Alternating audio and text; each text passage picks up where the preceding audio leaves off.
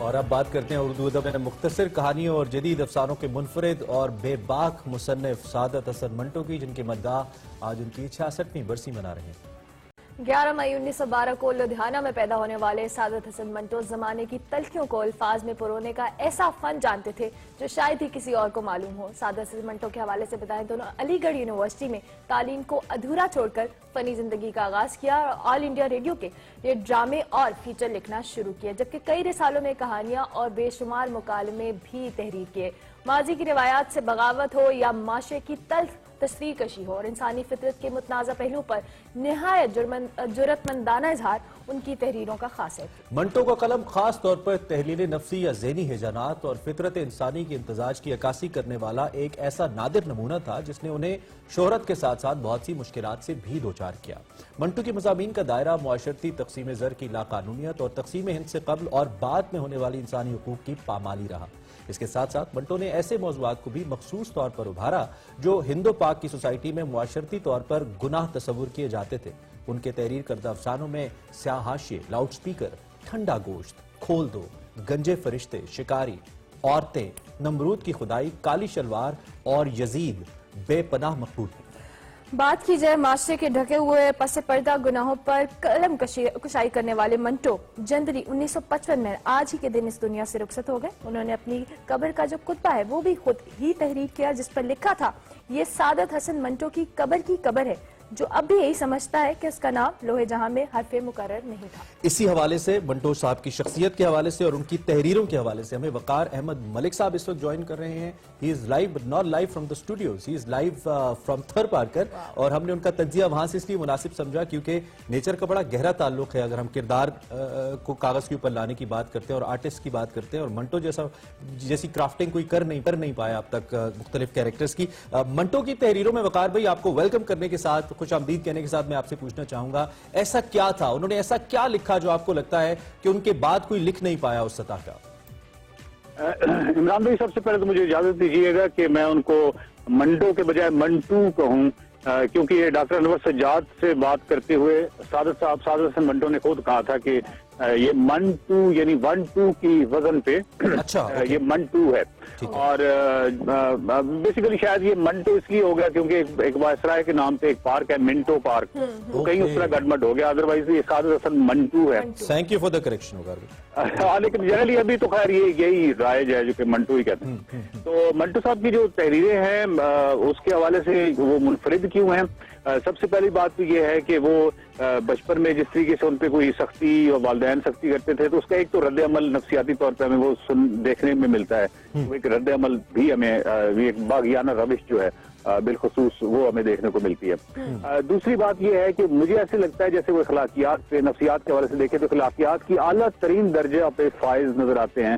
جس کو ہم چھٹا درجہ کہتے ہیں، اور ریاست یا اجتماعی شعور جو ہے وہ عمومی طور پہ چوتھے درجے پہ ہوتا ہے۔ تو چھٹے درجے پہ جو فائز شخص ہوتا ہے وہ جب نشاندہی کرتا ہے قوانین نے سکم کی تو وہ ہمیشہ اپنے وقت کا غدار اور باغی کہلاتا ہے۔ تو سعادت حسن منٹو اپنے وقت کا غدار اور باغی ہے، لیکن ہم نے ایک اور روش یہ بھی دیکھی ہے معاشرے میں، اور کہ عموماً 40 یا 50 سال کے بعد معاشرہ جو ہے وہ اس کو ریئلائز ہوتا ہے کہ نہیں وہ تو ہیرو تھا، تو ہم نے بھی 50-60 سال بعد ان کو ستارے امتیاز سے نوازا۔ تو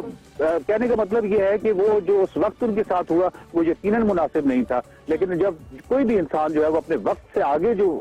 کا انسان ہوتا ہے تو اس کو برداشت کرنا آپ کو پتہ ہے۔ آپ نے بات کی کہ زمانے سے باغی اور غدار کہا جاتا تھا، اور بہت سارے لوگ ابھی بھی ان کی تحریروں کو ان سے اختلاف رکھتے ہیں، کیا وجہ ہے کہ ابھی آپ کہہ رہے ہیں کہ ایکسیپٹنس تو آئی ہے لیکن بہت عرصے بعد آئی ہے ان کے جانے کے، اس وقت کے لوگ ابھی بھی بہت سارے ایسے لوگ ہیں جو ان کی تحریروں سے اختلاف رکھتے ہیں؟ ارملہ بالکل آپ نے درست فرمایا، لیکن بات یہ ہے کہ جو اجتماعی شعور ہوتا ہے اس کا جو سفر ہوتا ہے وہ سلو ہوتا ہے، وہ آہستہ ہوتا ہے، بیچ میں کوئی نابغہ پیدا ہو جاتا ہے، کوئی جینیس پیدا ہو جاتا ہے جو کہ اپنے وقت سے بہت آگے کی جانب، اور یہ وہ چیزیں ہیں اگر آپ کے ہاں کوئی ایسا رائٹر پیدا ہو گیا ہے جو اخلاقیات کے چھٹے اور اعلیٰ ترین درجے پہ فائز ہے اور ابھی بھی لوگ اس سے اختلاف رکھ رہے ہیں، تو اس سے آپ یہ اندازہ لگا سکتے ہیں کہ ہمارا سفر میں بھی اجتماعی شعور کا سفر قدرے سلو ہے، قدرے آہستہ ہے، لیکن سچ ہوتا ہے آج سے 20-30 سال بعد 40 سال بعد منٹو تو منٹو ہے، وہ تو بلیک اینڈ وائٹ میں دیکھتا ہے، وہ تو چیزوں پہ کوئی مطلب اس وقت کہاں کوئی کمپرومائز یا اس طرح کی کوئی چیز क्योंकि वो खौफजदा आदमी नहीं थे। ठीक है, मगर भाई मंटू की तहरीरें तो पुरानी हो गई कुछ हद तक, यकीनी तौर पे उन्होंने बहुत अरसा पहले लिखी, लेकिन जो मौजूआत थे वो पुराने नहीं हुए, शायद उनमें इजाफा ही हुआ। तो हम समझे कि आने वाले वक्त में मंटू की तहरीरों को लोग वो यकसा मकाम देंगे जो वो डिजर्व करती हैं।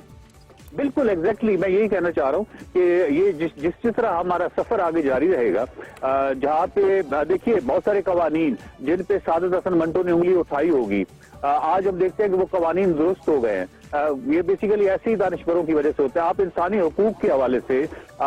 जो मैं और आप इजहार आजादी राय और इस तरह की चीजों को एंजॉय कर रहे हैं, लुत्फ अंदोज हो रहे हैं, जब हम इन तमाम कवानीन जो इंसानी हुकूक हैं इनकी तमाम कवानीन की टोह में जाते हैं तो हमें मालूम होता है कि वो अपने वक्त के किसी गद्दार या अपने वक्त के किसी बागी की वजह से आज हम लुत्फानंदोज हो रहे हैं। सादत हसन मंटो भी बिल्कुल ही उसी तरह रेलिवेंट आज भी हैं और हमेशा रहेंगे, क्योंकि वो नफ्सियात के हवाले से, साइकोलॉजी के हवाले से और अमूमी तौर पर यानी वो बिल्कुल एक ब्लैक एंड व्हाइट में देखने वाले, वो कोई ग्रे एरिया नहीं है। ग्रे एरिया मेरे और आप जैसे लोग जो हैं, हम थोड़े से खौफजदा लोग होते हैं तो हम कुछ ग्रे एरियाज में रहते हैं, वो तो बहुत ब्लैक एंड व्हाइट आदमी थे। ठीक है, ब्लैक एंड व्हाइट से आपकी जो व्हाइट शॉल है ना, ये जो मिट्टी की सौगात आपके साथ है, हम बड़ा हमें अट्रैक्ट करी है, और क्योंकि जिक्र मंटू का हो रहा है तो दोनों बड़ी मुमासलत आपस में रख रही हैं। और आपके पीछे व्यू भी बहुत अच्छा है, मेरे ख्याल से आपने थर को अभी जो सीरीज हम अब देखने वाले बहुत इंटरेस्टिंग होने वाली है। बिल्कुल ऐसे ही है जी वकार भाई, thank you for joining us, बहुत शुक्रिया। अर्ली इन द मॉर्निंग आप हमारे साथ मौजूद हैं and have a very good day.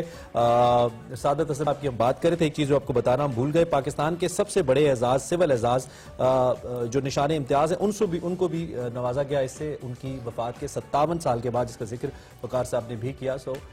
देर आए दुरुस्त आए, यही कहेंगे मंटू साहब के हवाले से आज हम उन्हें याद करे थे। ब्रेक हमने लेनी है, ब्रेक के बाद हाजिर होंगे, आप देखते रहिए एक्सप्रेस।